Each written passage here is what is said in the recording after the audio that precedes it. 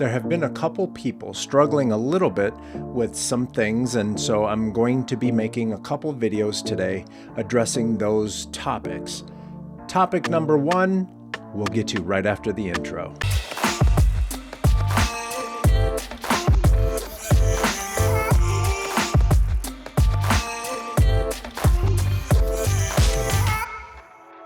Welcome back, everyone.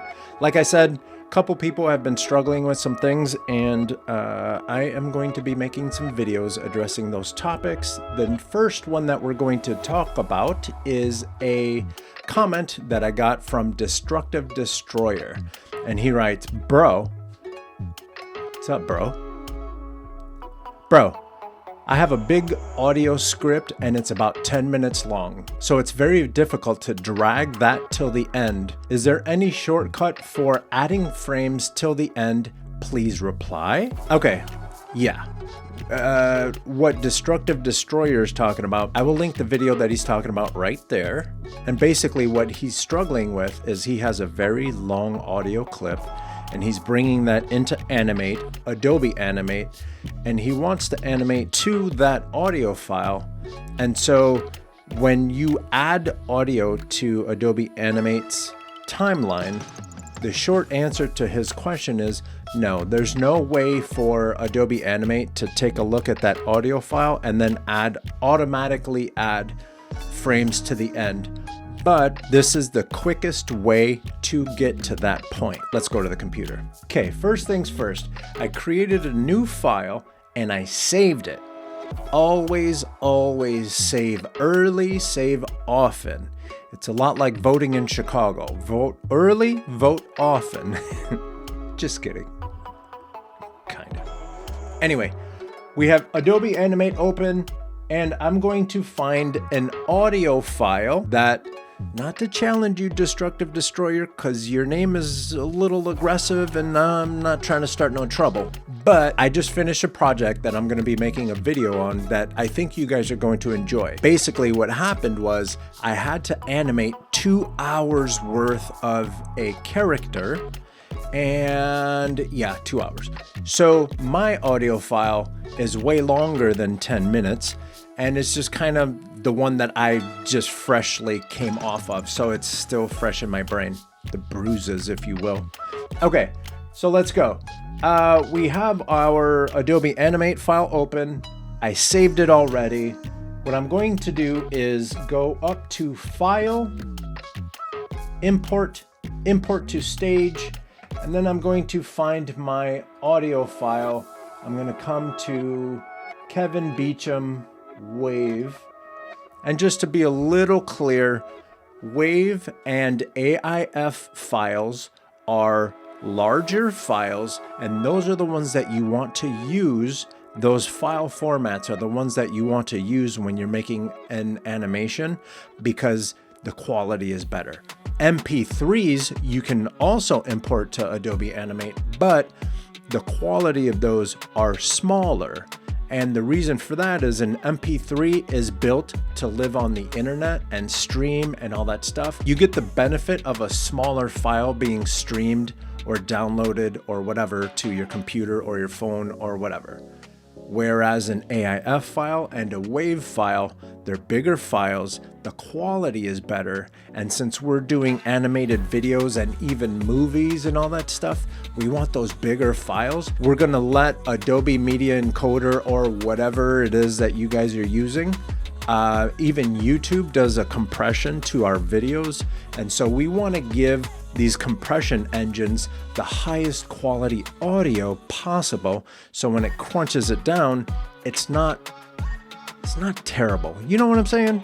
Okay. If something is going to the internet or we need to make sure that the file size is smaller, we're gonna go with the MP3. If we're animating and making videos, we're doing AIF and or WAV. WAV is to Windows what AIF is to Apple products. Cool? Cool. All right, we're back. Now that we have that audio file imported, first thing I'm gonna do is double click on this layer and name it audio. Why? Because I'm a gentleman. I don't know who's gonna open this file later. I don't want them to guess what's on this layer.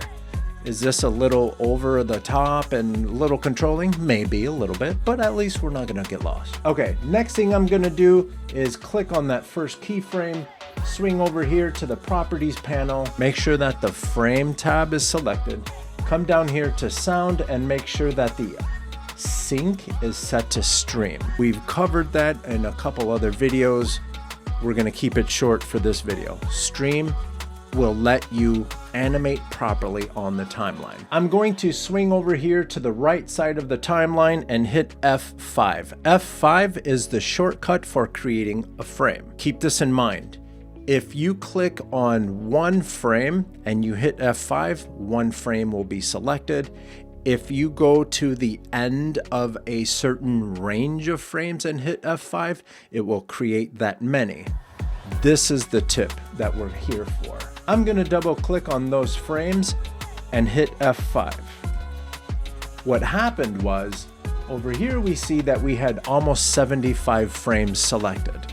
When I double clicked, it selected all of those 70 some odd frames and then made more frames at the end of that collection of frames. Does that make sense?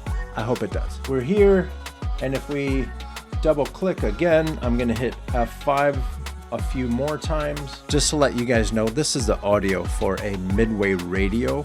So the intro, I do a lot of talking, but that's not part of Kevin's audio file.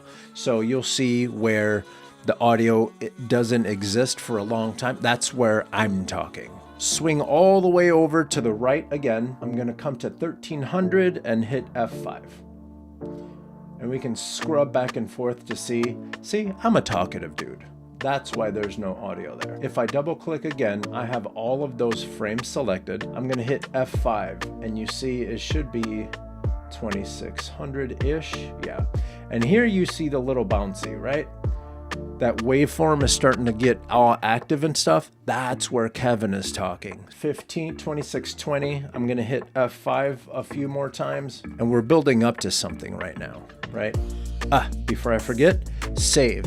Because when you're dealing with huge files, say a 2-hour audio file, the bigger the file, the more challenge you're presenting the computer, and the computer might choke on it. So what you want to do is save early and save often, because sometimes, applications just decide to take the day off and you don't want to waste a lot of your time. So just continue to save. I'm going to go to the very end of that waveform. I'm going to hit F6 to create a keyframe.